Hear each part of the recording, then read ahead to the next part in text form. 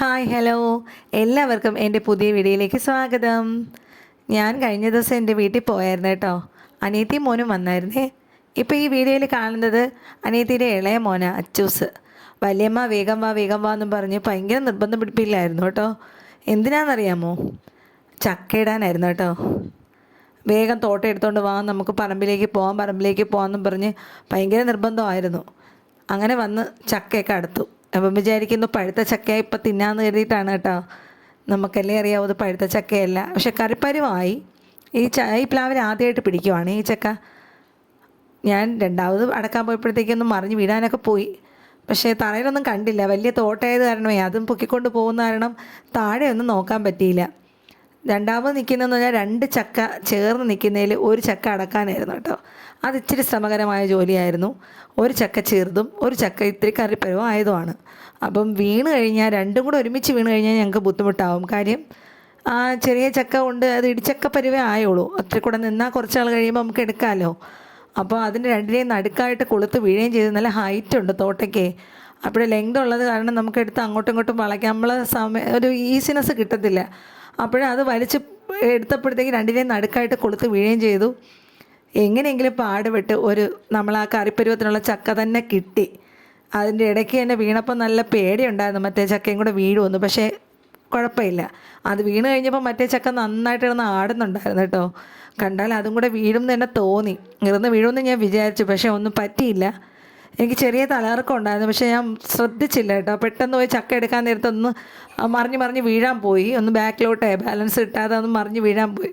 അപ്പോഴാ മോൻ വന്ന് പറയുന്നുണ്ട്, അച്ചൂസ് വന്ന് പറയുന്നുണ്ട്, വല്യമ്മ ചക്ക എടുത്തോണ്ട് വാ, നമുക്ക് വീട്ടിലേക്ക് പോകണ്ടേ എന്നൊക്കെ പറയുന്നുണ്ട്. ഞാൻ പറഞ്ഞു നീ എടുത്ത് നോക്ക്.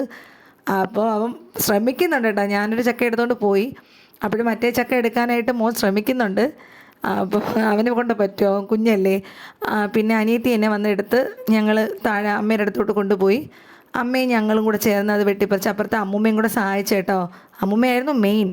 അപ്പോൾ അതിൽ ചക്കപ്പൂഞ്ചെന്ന് പറയുന്ന അടുക്ക് ഇരിക്കുന്ന ഭാഗം ചക്കപ്പൂഞ്ചെന്നാണ് ഞങ്ങൾ പറയുന്നത്. നിങ്ങളെന്താ പറയുന്നത് ഒന്ന് കമൻറ്റ് ചെയ്യണേ. അതിനുശേഷം അതിലുള്ള ചുളയെന്നാണ് പറയുന്നത്.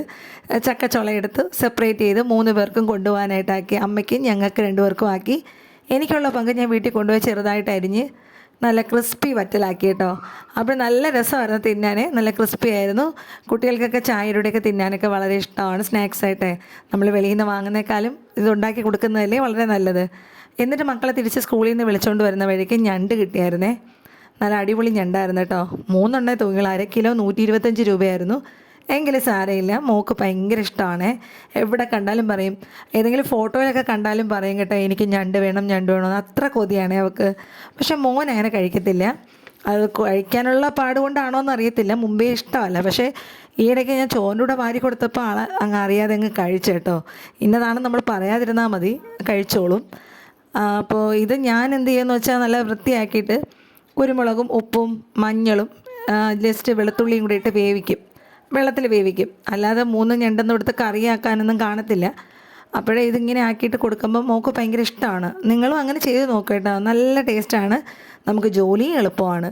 ഇതുപോലെ ഉപ്പും കുരുമുളകും മഞ്ഞൾപ്പൊടിയും 2 വെളുത്തുള്ളിയും കൂടി ഇട്ട് ജസ്റ്റ് വേവിച്ചങ്ങ് എടുത്താൽ മതി. ആവിയിൽ വെള്ളത്തിലിട്ട് വേവിച്ചെടുക്കണം. നല്ല ടേസ്റ്റാണ് കേട്ടോ, കുട്ടികൾക്ക് നല്ല ഇഷ്ടമാവും. മറ്റേ അരപ്പിനേക്കാളും നല്ല ടേസ്റ്റ് ഇതാണ്. അങ്ങനെ ഞാൻ വൃത്തിയാക്കുന്നതിനിടയിൽ ഒരു കാഴ്ച ഉണ്ട് കേട്ടോ. ഒരു ഞണ്ടിൻ്റെ തോടിൻ്റെ അടിയിൽ വേറെ പുതിയൊരു തോട് വരുന്നു. ഞാൻ വീഡിയോയിലൊക്കെ കണ്ടിട്ടുണ്ട്, പക്ഷേ അല്ലാതെ നേരിട്ട് ഇത് ആദ്യമായിട്ടാണ്. ഇതിപ്പോൾ ഒരു പാട പോലെയാണ് ഇരിക്കുന്നത്. ഈ പാമ്പൊക്കെ പടം പൊഴിക്കൂലേ, അതേപോലെ ഒരു ഐറ്റം